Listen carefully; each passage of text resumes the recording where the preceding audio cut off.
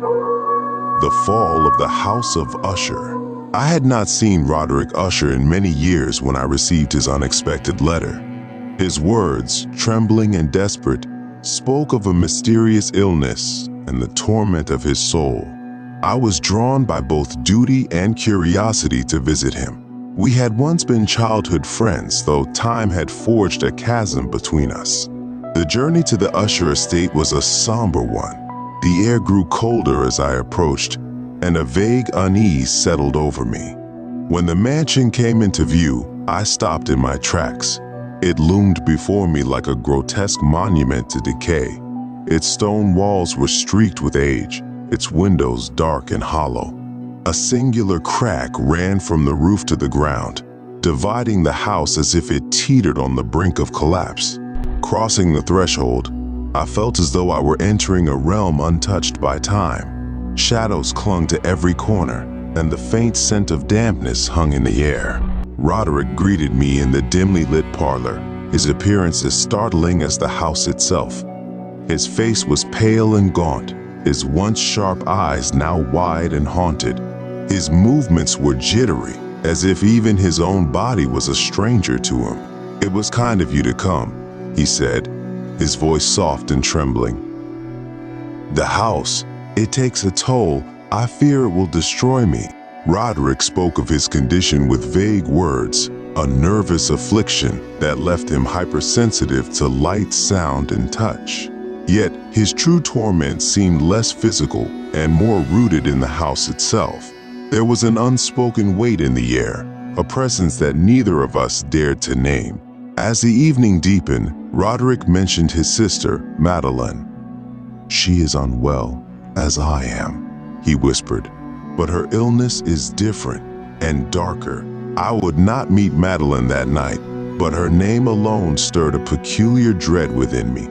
The next morning I wandered the house while Roderick secluded himself in his study. The oppressive silence of the mansion was broken only by faint, almost imperceptible sounds, a distant creak, a muffled whisper. It felt as though the house was alive, its walls breathing and watching. When I finally met Madeline, it was by chance.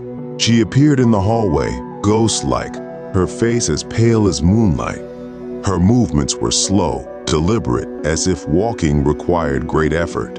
Her eyes met mine for a fleeting moment, and I saw something there that unsettled me deeply, a quiet resignation, as though she already belonged to the grave.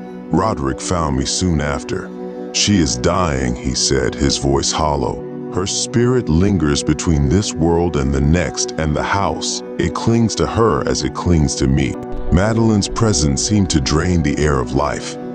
Each time I saw her, she seemed less human, more like a shadow or an echo of something that had already faded.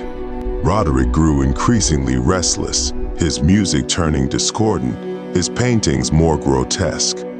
One night, he showed me a canvas that chilled my blood, a vast dark abyss with a single beam of light falling on a lifeless figure.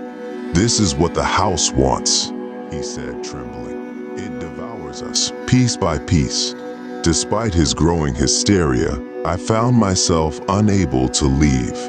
The house seemed to hold me captive as much as it did the Ushers. Then, one fateful night, Roderick burst into my room, pale and shaking. "Madeline is gone," he gasped. "We must entomb her, now." The burial chamber lay deep beneath the house, its stone walls cold and unyielding.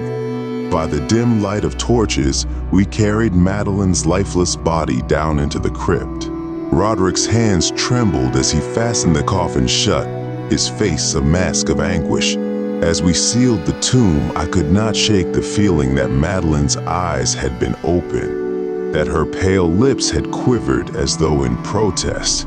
But it was impossible. She was dead, wasn't she? The days that followed were a blur of dread and unease. Roderick became increasingly unhinged, muttering about the house, about sounds only he could hear. I tried to convince him to leave, to escape whatever curse bound him here, but he only shook his head. "It's too late," he whispered. "The house won't let us go." One night, as a storm raged outside, I awoke to a sound, a low rhythmic thumping like the beating of a heart. It seemed to come from beneath the floor, faint but insistent. I found Roderick in the library, his eyes wild and unfocused. "Do you hear it?" he asked, his voice barely audible. I nodded, unable to speak. The sound grew louder, more urgent, until it seemed the walls themselves were pulsing with it. "It's her," Roderick said, his voice cracking. "Madeline. She's not dead." Roderick's words struck me like a thunderclap. The sound of the storm outside mingled with the relentless thumping, creating a cacophony of chaos.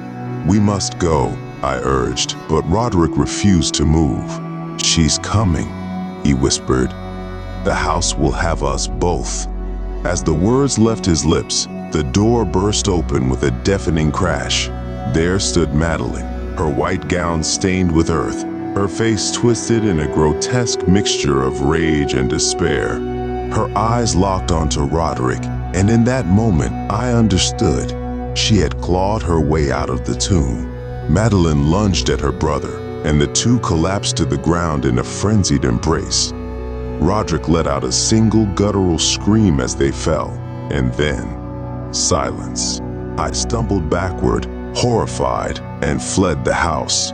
The storm howled around me as I crossed the threshold, and just as I reached the far side of the decaying bridge, I turned to look back. The mansion shuddered violently, as though it were alive and in its death throes. The crack that ran down the center widened, and with a final earth-shaking roar, the House of Usher collapsed into the dark waters below. As I stood there, drenched and trembling, I felt an overwhelming sense of relief, but also of loss. The house, Roderick, Madeline, all were gone, swallowed by the abyss. And yet, even now, I can still hear the faint echo of that dreadful thumping, as if the house's heart still beats somewhere, deep beneath the earth.